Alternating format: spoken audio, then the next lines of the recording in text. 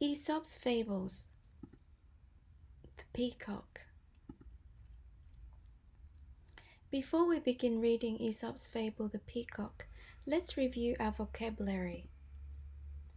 Match the following words to their correct meanings. 1. Granted. 2. Pomp. 3. Distinguish. 4. Surpassed. 5. Decked in. 6. Accustomed to. 7. Strutted. 8. Encumbered. 9. Oppressed.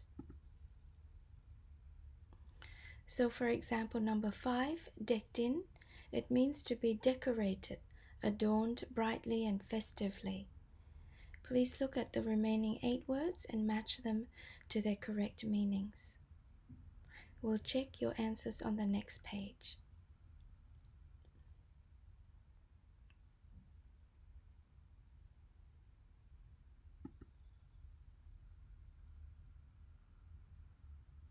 Reviewing our vocabulary before we read will help us better understand Aesop's fable, The Peacock. So the words below are matched to their correct meanings. Please check your answers.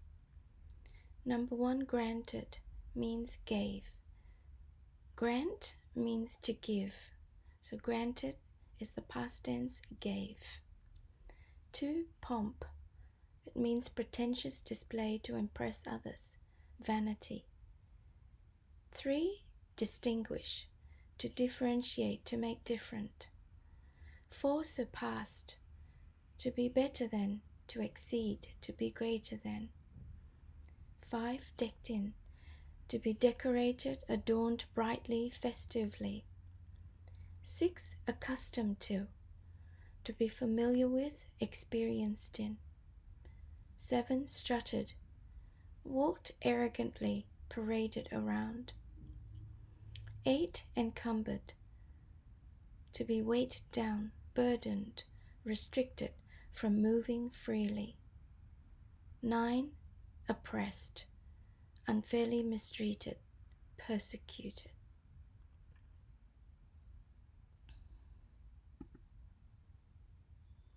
Aesop's fable, The Peacock, mentions Juno. Do you know who Juno was? Juno was the Roman goddess of love and marriage. In Greek mythology, the goddess of love and marriage is named Hera. Hera was also the queen of all the gods. Now, let's read Aesop's fable, The Peacock.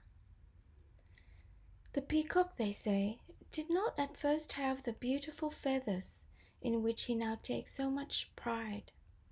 These splendid feathers were given to him one day by the goddess Juno when he begged her for a train of feathers to distinguish him from the other birds. The peacock was Juno's favorite bird, so she granted him his wish. Then, decked in his finery, gleaming with emerald, gold, purple, with shades of gorgeous deep blue, the peacock strutted proudly among the birds. All regarded the peacock with envy. Even the most beautiful pheasant could see that his beauty was surpassed. Presently, the peacock saw an eagle soaring high up in the blue sky, and felt a desire to fly, as he had been accustomed to do. Lifting his wings, he tried to rise from the ground, but the weight of his magnificent train held him down. Instead of flying up to greet the first rays of the morning sun, or to bathe in the rosy light among the floating clouds at sunset, the peacock would have to walk the ground more encumbered and oppressed than any common barnyard fowl, more restricted than the other ordinary birds in the land.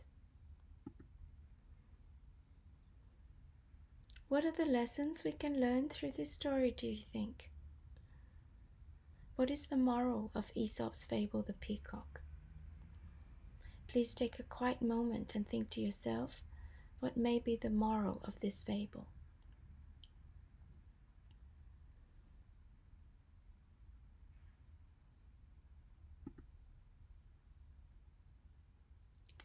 Choose one answer that you think the fable of the peacock aims to teach us about human behavior. A. Do not strut around and be too showy. B. Do not pretend to be someone else. C. Be grateful for who you are, appreciate what you have. D. Do not sacrifice your freedom just for pomp and show. E. Do not compare yourself to others.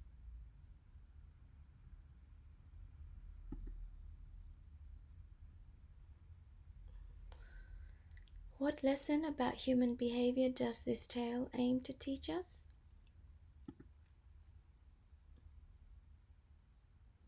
D. Do not sacrifice your freedom for the sake of pomp and show.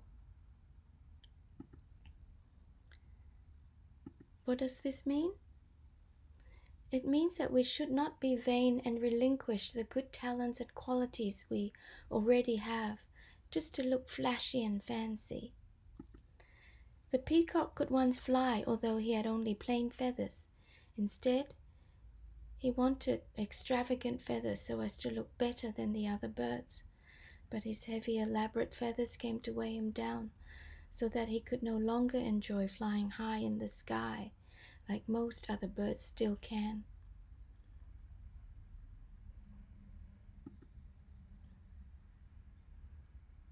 It was a pleasure to read Aesop's fable, The Peacock, with you, and to be able to review some English vocabulary together.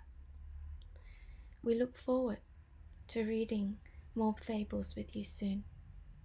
Bye-bye.